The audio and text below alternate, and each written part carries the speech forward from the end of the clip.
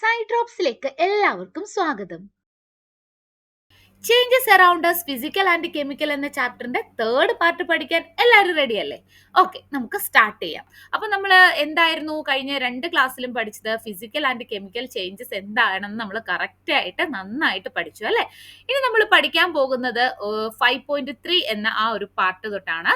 Some other process involving chemical change. അപ്പൊ chemical change എന്ന് പറഞ്ഞാൽ ക്യുക്കായിട്ടൊന്ന് പറഞ്ഞു തരാം. എന്താണ് കെമിക്കൽ ചേഞ്ച് എന്ന് പറഞ്ഞാൽ നിങ്ങൾ ഓർത്തിരിക്കേണ്ടത്, ഒരു കെമിക്കൽ ചേഞ്ച് നടക്കുമ്പോൾ ഒരു ന്യൂ സബ്സ്റ്റൻസസ് ഫോം ചെയ്യും എന്നുള്ള കാര്യമാണ് ഇമ്പോർട്ടന്റ് ആയിട്ട് ഓർത്തിരിക്കേണ്ടത്. അതുപോലെ തന്നെ ഇത് ഇറിവേഴ്സിബിൾ ആണ്. അതായത് പുതിയൊരു സബ്സ്റ്റൻസ് ആയി മാറിക്കഴിഞ്ഞാൽ, എടുത്ത സബ്സ്റ്റൻസസ് പുതിയൊരു സബ്സ്റ്റൻസസ് ആയി മാറിക്കഴിഞ്ഞാൽ എന്താണ്, അതിന് ബാക്കിലോട്ട് തിരിച്ചു പോകാൻ പറ്റില്ല.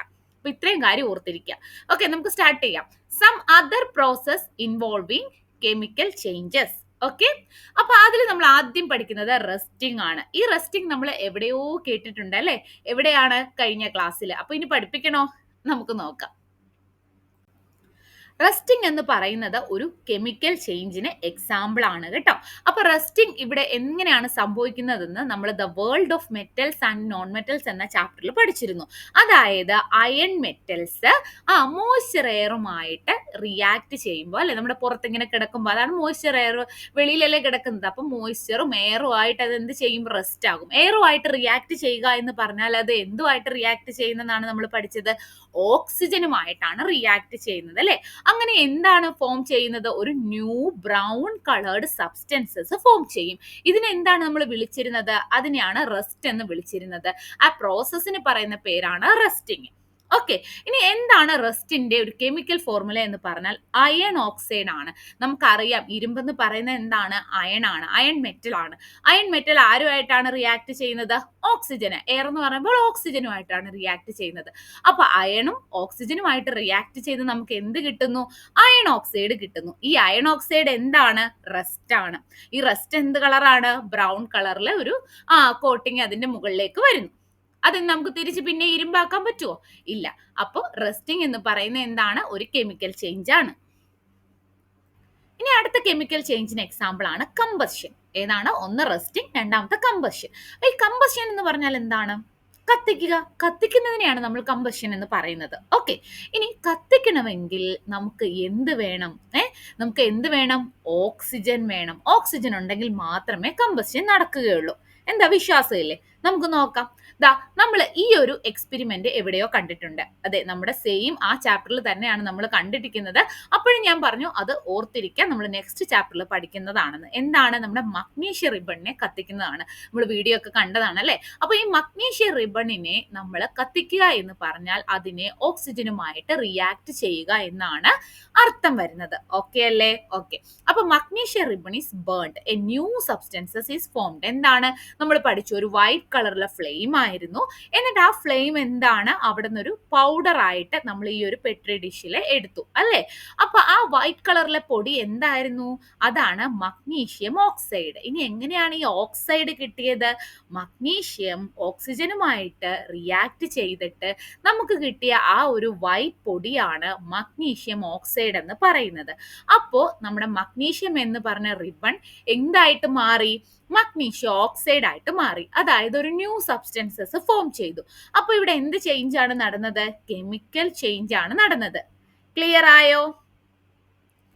ഇനി നമുക്ക് എന്ത് കത്തിച്ചാലും നമുക്ക് എന്ത് കിട്ടും? ഹീറ്റും കിട്ടും, അതുപോലെ തന്നെ ലൈറ്റും കിട്ടും അല്ലെ? ഇവിടെ നമ്മൾ കണ്ടു എന്താണ്? ഹീറ്റും വന്നു, ലൈറ്റും വന്നു. അപ്പൊ എന്തൊക്കെയാണ് ഇവിടെ സംഭവിച്ചത്? മഗ്നീഷ്യം ഓക്സിജൻ, അതായത് എയറുമായിട്ട് റിയാക്ട് ചെയ്യുമ്പോൾ നമുക്ക് മഗ്നീഷ്യം ഓക്സൈഡ് എന്ന ഒരു വൈറ്റ് പൗഡറും കിട്ടി, കൂടെ ഹീറ്റും കിട്ടി, ലൈറ്റും കിട്ടി. മനസ്സിലായോ? അപ്പൊ ഈ ഒരു കെമിക്കൽ റിയാക്ഷനകത്ത് നമ്മൾ ഓക്സിജനുമായിട്ട് റിയാക്ട് ചെയ്തപ്പോൾ ഹീറ്റും ലൈറ്റും പ്രൊഡ്യൂസ് ചെയ്തത് കൊണ്ട് ഈ റിയാക്ഷന്, ഈ കെമിക്കൽ റിയാക്ഷന് പറയുന്ന പേരാണ് കമ്പഷൻ. ഓക്കെ, അപ്പൊ കമ്പഷൻ എന്താന്ന് ചോദിച്ചാൽ എന്ത് പറയും? A chemical reaction in which a substances react with എന്ത്? ഓക്സിജൻ ആൻഡ് പ്രൊഡ്യൂസസ് എന്താണ്? Heat and light is called combustion. ഓക്കെ, ഇവിടെ നമ്മൾ മഗ്നീഷ്യം എടുത്തോണ്ട് നമുക്ക് എന്തും കൂടെ കിട്ടി? മഗ്നീഷ്യം ഓക്സൈഡും കൂടെ കിട്ടി. ഓക്കെ. ഇനി നമ്മൾ അല്ലാതെ നമ്മളിപ്പോ ഒരു വുഡ്, പേപ്പർ ഇതൊക്കെ കത്തിച്ചാൽ നമുക്ക് എന്താണ് കിട്ടുന്നത്? അതെല്ലാം കത്തിക്കുക എന്ന് പറഞ്ഞാൽ എന്താണ്? അത് നമ്മൾ ഓക്സിജനുമായിട്ട് റിയാക്ട് ചെയ്യിപ്പിക്കുകയാണ് അല്ലേ? അപ്പൊ നമുക്ക് എന്താണ് കിട്ടുന്നത്? ഹീറ്റും ലൈറ്റും ആണ് പ്രൊഡ്യൂസ് ചെയ്യുന്നത്. അപ്പൊ ആ റിയാക്ഷൻ നമ്മൾ വിളിക്കുന്നത് എന്താണ്? കമ്പഷൻ. അപ്പൊ നമ്മൾ ഈ കത്തിക്കാൻ എടുത്തിരിക്കുന്ന വസ്തുക്കൾ ഉണ്ടല്ലോ, wood, paper, cotton, kerosene etcetera, ഇതിനെയെല്ലാം നമ്മൾ എന്താണ് പറയുന്നതെന്ന് അറിയാവോ? കമ്പസ്റ്റിബിൾ സബ്സ്റ്റൻസസ് എന്നാണ് പറയുന്നത്. മനസ്സിലായോ? Substances that undergo combustion reaction are called combustible substances. അതായത് കമ്പസ്റ്റൻ നടക്കാൻ പറ്റുന്ന സാധ്യതയുള്ള അങ്ങനെയുള്ള നടക്കുന്ന ആ വസ്തുക്കളെ നമ്മൾ വിളിക്കുന്ന പേരാണ് കമ്പസ്റ്റിബിൾ സബ്സ്റ്റൻസസ്. അതിന് നമുക്ക് എക്സാമ്പിൾ ആണ് വുഡ്, പേപ്പർ, കോട്ടൺ, കെറോസിൻ, എന്തൊക്കെയാണോ കത്താൻ യൂസ് ആക്കുന്നത് അതിനെല്ലാം നമ്മൾ കമ്പസ്റ്റിബിൾ സബ്സ്റ്റൻസസ് എന്നാണ് പറയുന്നത്. ക്ലിയർ ആയോ? അപ്പൊ ഇതിനകത്ത് മെയിൻ പോയിന്റ് എന്താണ്? ഇതൊരു കെമിക്കൽ റിയാക്ഷൻ ആണ്, അതുപോലെ ഒരു കെമിക്കൽ ചേഞ്ച് ആണ്, പുതിയൊരു വസ്തു ഫോം ചെയ്തു. ഓക്കെ. അപ്പൊ കമ്പഷൻ എന്ന് പറഞ്ഞാല് സബ്സ്റ്റൻസ് ഒരു കെമിക്കൽ റിയാക്ഷൻ ആണ്, ഓക്സിജനുമായിട്ട് റിയാക്ട് ചെയ്യുന്നത്. എന്നിട്ട് നമുക്ക് കിട്ടുന്ന എന്താണ്? ഹീറ്റും ലൈറ്റും ആണ്. ഓക്കെ അല്ലേ? ഇനി നിങ്ങൾക്ക് ഡൗട്ട് ഉണ്ട്, എന്തോ ഒരു ഡൗട്ട് ഉണ്ട് അല്ലെ, ഓക്സിജൻ തന്നെയാണോ, പ്രസൻസ് ഓഫ് ഓക്സിജൻ ഇല്ലെങ്കിൽ ഇത് കത്തില്ലേ എന്നൊരു ഡൗട്ട് ഉണ്ടെങ്കിൽ നമുക്ക് ഒരു ആക്ടിവിറ്റി ചെയ്ത് നോക്കാം. ഈ ആക്ടിവിറ്റി വളരെ സിമ്പിൾ ആയിട്ടുള്ള ഒരു ആക്ടിവിറ്റി. ഇതിനു വേണ്ടി നമുക്ക് 2 ക്യാൻഡിൽസ് വേണം. എന്നിട്ട് നമ്മൾ ഇതുപോലെ ഒരു 2 പെട്രി ഡിഷിനകത്ത് ആ ക്യാൻഡിൽസ് കത്തിച്ച് വെക്കാണ് കേട്ടോ. എന്നിട്ട് ഞാൻ എന്ത് ചെയ്തു? ഒരു ഗ്ലാസ് എടുത്തിട്ട് ഒരു ക്യാൻഡിൽ അങ്ങ് അടച്ചു വെച്ചു. എന്തായിരിക്കും സംഭവിക്കുന്നത്? ആ ക്യാൻഡിൽ എന്താകും? അണഞ്ഞു പോകും അല്ലെ? അതിന്റെ ആ ഒരു ഫ്ലെയിം അങ്ങ് പോകും. അതെന്തായിരിക്കും കാരണം? എന്താന്ന് വെച്ചാൽ ഇവിടെ എന്തുണ്ട്? ഇത് ഇവിടെ അടച്ചൊന്നും വെച്ചിട്ടില്ല. അപ്പൊ ഇവിടെ എയർ ഉണ്ട്, ഓക്സിജൻ ഉണ്ട്, അതുകൊണ്ട് ഇതിങ്ങനെ കത്തിക്കൊണ്ടേയിരിക്കുന്നു. എന്നാൽ ഇവിടെയോ, ഞാനത് ആ ഓക്സിജന്റെ സപ്ലൈ അങ്ങ് ക്ലോസ് ചെയ്തപ്പോൾ ഓക്സിജൻ ഇല്ലാതെ അവിടെ എന്ത് സംഭവിച്ചു? അത് ആ ഒരു ഫ്ലെയിം, ഓക്സിജൻ ഇല്ലെങ്കിൽ കത്തുവോ? ഇല്ല. ഇപ്പൊ നിങ്ങൾക്ക് മനസ്സിലായില്ലേ? ഓക്സിജൻ ഇല്ലെങ്കിൽ അവിടെ ആ ഒരു ഫ്ലെയിം ഉണ്ടാവില്ല. അങ്ങനെ അതെന്ത് ചെയ്തു? അണഞ്ഞു പോയി. ഓക്കെ. അപ്പൊ നമ്മൾ ഇത് അടച്ചു വെച്ച ഉടൻ തന്നെ ഇത് അണഞ്ഞു പോകുമോ?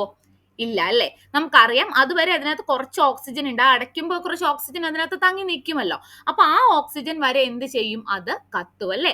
അത് കഴിയുമ്പോൾ അത് എന്ത് ചെയ്യും? അതിന്റെ ആ ഒരു കണ്ടിന്യൂസ് സപ്ലൈ അത് നിൽക്കുമ്പോൾ എന്താ ചെയ്യുന്നത്? Flame gets extinguished soon. പയ്യെ എന്ത് ചെയ്യും? ഫ്ലെയിം അങ്ങ് അണഞ്ഞു പോകും.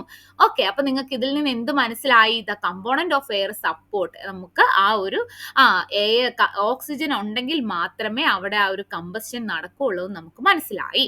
ഇനി നമുക്കിതൊന്ന് കൺഫേം ചെയ്യണം. നമ്മൾ ഏതൊരു എക്സ്പെരിമെന്റ് ചെയ്താലും അതൊന്ന് കൺഫേം ചെയ്യാൻ വേണ്ടി നമുക്ക് ഇവിടെ കാർബൺ ഡൈ ഓക്സൈഡിന്റെ ടെസ്റ്റ് യൂസ് ചെയ്യാം. എന്തിനാണ് ഇവിടെ കാർബൺ ഡൈ ഓക്സൈഡിന്റെ ടെസ്റ്റ് യൂസ് ചെയ്യുന്നത്? ഇവിടെ കാർബൺ ഡൈ ഓക്സൈഡ് ഫോം ചെയ്തിട്ടുണ്ട് എന്ന് പറഞ്ഞാൽ ഇവിടെ ഓക്സിജന്റെ സപ്ലൈ ഉണ്ടായിരുന്നു എന്ന് നമുക്ക് മനസ്സിലാകും. എങ്ങനെയാണ്? ഇതിനകത്ത് നമ്മൾ അടച്ചു വെച്ചപ്പോൾ കുറച്ച് ഓക്സിജൻ ഉണ്ടായിരുന്നല്ലോ. ഈ ഓക്സിജനും ഈ ക്യാൻഡിലിന്റെ വാക്സിനകത്തുള്ള കാർബണും തമ്മിൽ റിയാക്ട് ചെയ്യും. മനസ്സിലായോ? ഈ റിയാക്ട് ചെയ്യുമ്പോൾ എന്താണ്? അവിടെ എന്തുണ്ടാകും? കാർബൺ ഡൈ ഓക്സൈഡ് ഫോം ചെയ്യും. ഓക്കെ. അപ്പൊ ആ ഒരു ഓക്സിജൻ കംപ്ലീറ്റ് ആയിട്ട് എന്ത് ചെയ്തു? ഈ വാക്സിലെ കാർബണുമായിട്ട് റിയാക്ട് ചെയ്ത് കാർബൺ ഡൈ ഓക്സൈഡ് ഫോം ചെയ്തു. ഇനി ഇവിടെ ഓക്സിജൻ ഉണ്ടോ? ഇല്ല അല്ലെ? ഇനി ഇവിടെ എന്താ ഉള്ളത്? Carbon dye oxide. ഇവിടെ കാർബൺ ഡൈ ഓക്സൈഡ് ഫോം ചെയ്യണമെങ്കിൽ ഇവിടെ എന്തുണ്ടായിരിക്കണമായിരുന്നു? ഓക്സിജൻ ഉണ്ടായിരിക്കണമായിരുന്നു അല്ലെ? അപ്പൊ ആ ഓക്സിജൻ ഉണ്ടോ എന്ന് കൺഫേം ചെയ്യാനാണ് നമ്മൾ കാർബൺ ഡൈ ഓക്സൈഡ് ടെസ്റ്റ് ചെയ്യുന്നത്. മനസ്സിലായോ? ഇനി എന്തായിരുന്നു കാർബൺ ഡൈ ഓക്സൈഡ് ടെസ്റ്റ്? ആർക്കെങ്കിലും ഓർമ്മയുണ്ടോ? എന്തായിരുന്നു? നമ്മള് ലൈം വാട്ടർ മിൽക്കി ആവുന്നുണ്ടോ എന്നുണ്ടെങ്കിൽ അതിന് എന്താണ്? അവിടെ CO2 കാർബൺ ഡൈ ഓക്സൈഡിന്റെ പ്രസൻസ് ഉണ്ട് എന്നാണ് അർത്ഥം വരുന്നത്. ഓക്കെ. അപ്പൊ നമുക്ക് അതും കൂടെ ചെയ്യാം. You can test the carbon dye oxide gas by adding small amount of lime water in the Petri dish. ആ പെട്രി ഡിഷിലോട്ട് കുറച്ച് ലൈം വാട്ടർ ഒഴിച്ച് നോക്കിയാൽ അവിടെ നമുക്ക് എന്ത് കാണാൻ സാധിക്കും? അത് മിൽക്കി ആയിട്ട് മാറുന്നത് കാണാൻ സാധിക്കും. മിൽക്കി ആയിട്ട് മാറുന്നുണ്ടെങ്കിൽ അവിടെ എന്താണ് സംഭവിക്കുന്നത്? അവിടെ കാർബൺ ഡൈ ഓക്സൈഡ് ഉണ്ട് എന്നാണ് അർത്ഥം. അവിടെ കാർബൺ ഡൈ ഓക്സൈഡ് ഉണ്ടാവണമെങ്കിൽ അവിടെ എന്ത് ഉണ്ടായിരുന്നായിരിക്കണം? ഓക്സിജൻ ഉണ്ടെന്നാണ് അർത്ഥം വരുന്നത്. ഇപ്പൊ ക്ലിയർ ആയോ? This carbon dye oxide was formed by the carbon from the wax and the oxygen from the air. In other words oxygen is required for combustion. ഇതിൽ നിന്ന് എന്താണ് നമുക്ക് വേണ്ട പോയിന്റ്? ഓക്സിജൻ എന്തായാലും ആവശ്യമാണ് കമ്പസ്റ്റന്. ക്ലിയർ ആയോ? നിങ്ങൾക്ക് ഞാൻ പഠിപ്പിക്കുന്നതൊക്കെ മനസ്സിലാവുന്നുണ്ടോ? മനസ്സിലാവുന്നുണ്ടെങ്കിൽ ജസ്റ്റ് ഒന്ന് കമന്റ് ചെയ്യണം കേട്ടോ. നിങ്ങളുടെ കമന്റ് വായിക്കുമ്പോഴാണ് അതെനിക്ക് വളരെയധികം സന്തോഷം. അതാണ് എൻ്റെ ഏറ്റവും വലിയൊരു സപ്പോർട്ടും. Okay, okay. അപ്പൊ നമുക്ക് ഒരു ചെറിയൊരു ഫാസിനേറ്റിംഗ് ഫാക്റ്റും കൂടെ നോക്കാം കേട്ടോ. ഫയർഫ്ലൈ നിങ്ങൾ കണ്ടിട്ടുണ്ടോ? നമ്മുടെ മിന്നാമിനിങ് ഇല്ലേ? ആ മിന്നാമിനിങ്ങിന് എവിടെ നിന്നാണ് ലൈറ്റ് വരുന്നത്? അവിടെയും ഒരു കെമിക്കൽ ചേഞ്ച് ആണ്, ഒരു special kind of chemical change വഴിയാണ് ആ ഇൻസെക്റ്റിന് ആ ലൈറ്റ് പ്രൊഡ്യൂസ് ചെയ്യാനുള്ള കഴിവുള്ളത്. ഓക്കെ, അപ്പൊ ഇതും ഒരു കെമിക്കൽ ചേഞ്ചിന് എക്സാമ്പിൾ ആണ് അല്ലേ? അപ്പൊ ഈ കെമിക്കൽ ചേഞ്ചിൽ ഈ ലൈറ്റ് പ്രൊഡ്യൂസ് ചെയ്യുമ്പോൾ അവിടെ ഹീറ്റ് ഉണ്ടാവുന്നില്ല. മനസ്സിലായോ? This type of light production, അതായത് വിത്തൗട്ട് ഹീറ്റ് ഇല്ലാതെയുള്ള ഈ ലൈറ്റ് പ്രൊഡക്ഷൻ, ഓർഗാനിസത്തിൽ കാണുന്ന ഈ ലൈറ്റ് പ്രൊഡക്ഷൻ ഒരു പേരുണ്ട്. എന്താണെന്നറിയാമോ? ആ പ്രോസസ് ആണ് ബയോലൂമിനിസെൻസ്. എന്താണ് ബയോലൂമിനിസെൻസ്? ജസ്റ്റ് ഒരു GK ആയിട്ട് ഓർത്തിരിക്കാം. ഓക്കെ അല്ലേ? നമ്മൾ ഇത്രയും നേരം പറഞ്ഞത് എന്തായിരുന്നു? കമ്പസ്റ്റൻ എന്താണ്? എയർ നിർബന്ധമാണ്, എയർ വേണമെന്ന് നമ്മൾ, ഓക്സിജൻ വേണമെന്ന് നമ്മൾ പറഞ്ഞു അല്ലെ? അങ്ങനെയാണെങ്കിൽ ഞാൻ നിങ്ങളോട് ചോദിക്കട്ടെ, നിങ്ങൾക്ക് നിങ്ങളുടെ കയ്യിൽ ഒരു കമ്പസ്റ്റബിൾ ആയിട്ടുള്ള ഒരു സബ്സ്റ്റൻസസ് ഇരിക്കുക, എന്താണ്? ഒരു പേപ്പർ ഇരിക്കുകയാണ്. ആ പേപ്പർ നിങ്ങൾക്ക് എയറിൽ വെച്ചാൽ അത് തന്നെ കത്തുവോ? ഇല്ല അല്ലേ? അപ്പൊ വേറെ എന്തൊക്കെ വേണം നമുക്ക് ആ ഒരു കത്തണമെങ്കിൽ? ആ ഒരു കമ്പസ്റ്റൻ എയർ മാത്രം മതിയോ? നമുക്ക് കമ്പസ്റ്റബിൾ ആയിട്ടുള്ള ഒരു സബ്സ്റ്റൻസസ് വേണം, അത് നമുക്ക് എല്ലാവർക്കും അറിയാം. ഓക്സിജനും വേണം. എന്നാൽ നമുക്ക് നെസസറി ആയിട്ട് വേണ്ടത് എന്താണ്? അതെ, ഫയർ വേണ്ടേ? ഹീറ്റ് വേണം അല്ലേ? അതായത് ഫയർ കൊടുത്താൽ നമ്മുടെ ആ കമ്പസ്റ്റബിൾ ആയിട്ടുള്ള സബ്സ്റ്റൻസസ്, പേപ്പർ ആണെങ്കിലും തടിയാണെങ്കിലും എല്ലാം എന്താണ്, അത് ബേൺ ആകും അല്ലേ? പക്ഷെ അങ്ങനെയാണെങ്കിൽ ഞാൻ ഒരു കാര്യം ചോദിച്ചോട്ടെ, ഫയർ ഉണ്ടെങ്കിൽ മാത്രമേ അത് കത്തുള്ളൂ, കമ്പസ്റ്റൻ നടക്കുള്ളൂ? അല്ല, നമുക്ക് നോക്കാം. അതാ ഈ ഒരു ആക്ടിവിറ്റിയും കൂടെ നമ്മൾ നോക്കിയിട്ട് നമുക്ക് ഇന്നത്തെ ക്ലാസ് നിർത്താം കേട്ടോ. കാരണം ലെങ്ത് ആവുന്നുണ്ട്. അടുത്തത് ലാസ്റ്റ് ഭാഗം നമുക്ക് നെക്സ്റ്റ് പാർട്ടിൽ നോക്കാം. അപ്പൊ ഇവിടെ നിങ്ങൾക്ക് വേണ്ടത് 2 പേപ്പറാണ്. ആ പേപ്പറിൽ ഫസ്റ്റ് പേപ്പർ നിങ്ങൾ സാധാരണ മാച്ച് സ്റ്റിക്ക് ഉപയോഗിച്ച് എന്ത് ചെയ്യുക? ബേൺ ചെയ്യുക. വളരെ എളുപ്പമല്ലേ? അത് നമ്മൾ ആ ഒരു മാച്ച് സ്റ്റിക്ക് യൂസ് ചെയ്യുമ്പോൾ ഫയർ വരുമ്പോൾ തന്നെ എന്താണ്, ആ പ്രോസസ്സ് പെട്ടെന്ന് തന്നെ ബേൺ നടക്കും അല്ലേ? അതായത് പേപ്പർ പെട്ടെന്ന് തന്നെ കത്തും. ഇനി നമുക്ക് അടുത്തത് വേണ്ടത്, നിങ്ങൾ ഇതുപോലെ മാഗ്നിഫയിങ് ഗ്ലാസ് ഉപയോഗിച്ച് പേപ്പർ കത്തിച്ച് നോക്കിയിട്ടുണ്ടോ? അങ്ങനെ ഒരു സംഭവം ഉണ്ട്. നമുക്ക് പറയാം. ആദ്യം നിങ്ങൾ ഒരു പീസ് ഓഫ് പേപ്പർ എടുക്കുക, എന്നിട്ട് ഒരു മാഗ്നിഫയിങ് ഗ്ലാസ്സിനെ ഉപയോഗിച്ചിട്ട് നമ്മുടെ സണ്ണിന്റെ നേരെ ഇങ്ങനെ വെക്കുക. അതായത് ആ സൺ റേസിനെ നമുക്ക് എന്ത് ചെയ്യണം? ഇതുപോലെ ഒരു പോയിന്റ് ആയിട്ട് ഇവിടെ കൊണ്ടുവരണം. അതായത് ഇതിലോട്ട് സണ്ണിന്റെ റേസ് വരും. അതിങ്ങോട്ട് വരുമ്പോൾ കറക്റ്റ് ഇവിടെ ചെറിയൊരു ഡോട്ട് പോലെ കാണും. കുറച്ച് നേരം അങ്ങനെ വെച്ച് കഴിയുമ്പം ആ ഡോട്ട് എന്താകാൻ തുടങ്ങും? ചൂടായിട്ട് അവിടെ ചെറിയൊരു പുകയൊക്കെ ഇങ്ങനെ വന്നിട്ട് അത് കത്താൻ തുടങ്ങും. മനസ്സിലായോ? ഇപ്പൊ ഇവിടെ ഫയർ ഉപയോഗിച്ചോ നമ്മള്? ഇല്ല. തന്നെ ആ ഒരു ഹീറ്റിന്റെ ആ ഒരു ഇതില് എന്ത് ചെയ്തു? ആ സണ്ണിന്റെ ആ റേസിന്റെ ഹീറ്റ് കൊണ്ട് ആ പേപ്പർ കത്തി. ഇപ്പൊ ഇതിൽ നിന്ന് നിങ്ങൾക്ക് എന്താ മനസ്സിലാവുന്നത്? ഇവിടെ ഈ ഒരു പേപ്പറിന് ഒരു ടെമ്പറേച്ചർ ഉണ്ടല്ലോ, ആ ടെമ്പറേച്ചറിലോട്ടാണ് നമ്മൾ കൂടുതലായിട്ടും ടെമ്പറേച്ചർ ഇങ്ങനെ ചൂടിങ്ങനെ കൊടുത്തോണ്ടിരുന്നത് അല്ലെ? ഒരു ടൈമിൽ ഒരു സമയത്ത് ഒരു മിനിമം ടെമ്പറേച്ചർ എത്തിയപ്പോൾ ഈ പേപ്പർ എന്ത് ചെയ്തു? അത് കത്താൻ തുടങ്ങി. അപ്പൊ ആ ഒരു മിനിമം ടെമ്പറേച്ചർ ഉണ്ടല്ലോ, പേപ്പർ ബിക്കം സോ ഹോട്ട്. അതായത് സാധാരണ അതിൽ അതിന്റെ ടെമ്പറേച്ചറിലും ഇൻക്രീസ് ചെയ്തപ്പോൾ, ഹോട്ട് ആയപ്പോഴാണ് അവിടെ എന്ത് ചെയ്തത്? ബേൺ ചെയ്തത്. ആ ഒരു മിനിമം ടെമ്പറേച്ചർ ഉണ്ടല്ലോ, ഒരു സബ്സ്റ്റൻസസ് കത്താൻ എടുക്കുന്ന ആ ഒരു ടെമ്പറേച്ചറിന് നമ്മൾ വിളിക്കുന്ന പേരാണ് ഇഗ്നീഷ്യൻ ടെമ്പറേച്ചർ. മനസ്സിലായോ? ആ ഇഗ്നീഷ്യൻ ടെമ്പറേച്ചർ എത്തിക്കഴിഞ്ഞാൽ ആ ഒരു സബ്സ്റ്റൻസസ് എന്ത് ചെയ്യാൻ തുടങ്ങും? ബേൺ ചെയ്യാൻ തുടങ്ങും. അപ്പൊ നിങ്ങൾ ചോദിക്കും, അത് അപ്പോ നമ്മൾ മാച്ച് സ്റ്റിക്ക് യൂസ് ചെയ്തപ്പോൾ പെട്ടെന്ന് കത്തിയത് എന്താണെന്ന് ചോദിക്കും. അതെന്താണ് കാരണം? നമ്മുടെ ആ ഒരു ടെമ്പറേച്ചർ ഉണ്ടല്ലോ, മാച്ച് സ്റ്റിക്കിന്റെ ടെമ്പറേച്ചർ എന്ന് പറയുന്നത് വളരെ ഹൈ ആണ് ഈ ഇഗ്നീഷ്യൻ ടെമ്പറേച്ചറിനേക്കാൾ. അപ്പൊ ആ ഒരു ടെമ്പറേച്ചർ കൂടുതൽ കൊടുക്കുമ്പോൾ പെട്ടെന്ന് കത്തും. മനസ്സിലായോ? ഓക്കെ. അപ്പൊ since the temperature of the lighted match stick was already higher than the ignition temperature of the paper, it caught fire almost immediately. ഇപ്പൊ നിങ്ങൾക്ക് മനസ്സിലായോ? അപ്പോൾ ഒരു മിനിമം ടെമ്പറേച്ചർ വേണം ഒരു സബ്സ്റ്റൻസസ് ഫയർ ചെയ്യാൻ. ആ മിനിമം ടെമ്പറേച്ചറിനെ എന്താണ് പറയുന്നത്? Ignition temperature. ഇവിടെ ആ മിനിമം ടെമ്പറേച്ചർ എത്തിക്കാൻ നമ്മൾ എന്താണ് യൂസ് ചെയ്തത്? മാഗ്നിഫയിങ് ഗ്ലാസ് ഉപയോഗിച്ചിട്ട് സൺറൈസിനെ അവിടെ കൊണ്ടുവന്നു. ക്ലിയർ ആയോ പറഞ്ഞത്? അപ്പൊ കൺക്ലൂഷൻ എന്താണെന്ന് പറഞ്ഞാല്, so we can conclude that for the combustion of process, ഈ കത്തുന്ന ഈ പ്രോസസ്, കമ്പഷൻ പ്രോസസ്സിന് 3 കാര്യങ്ങൾ നിർബന്ധമായിട്ടും വേണം. 3 റിക്വയർമെന്റ്സ്. എന്തൊക്കെയാണ്? ഒന്ന്, ഒരു കമ്പസ്റ്റബിൾ ആയിട്ടുള്ള സബ്സ്റ്റൻസസ് വേണം. അതിനാണ് നമ്മൾ ഫ്യൂവൽ എന്ന് വിളിക്കുന്നത്. മനസ്സിലായോ? അതിനെയാണ് നമ്മൾ എന്ത് വിളിക്കുന്നത്? ഫ്യൂവൽ എന്ന് വിളിക്കുന്നത്. ഓക്കെ. ഇനി നമുക്ക് വേണ്ട എന്താണ്? മസ്റ്റ് ആയിട്ട് നമുക്ക് ഓക്സിജൻ വേണം. അത് നമ്മൾ കണ്ടല്ലോ, പല എക്സ്പെരിമെന്റ് നമ്മൾ കണ്ടു. ഇനി എന്താണ് വേണ്ടത്?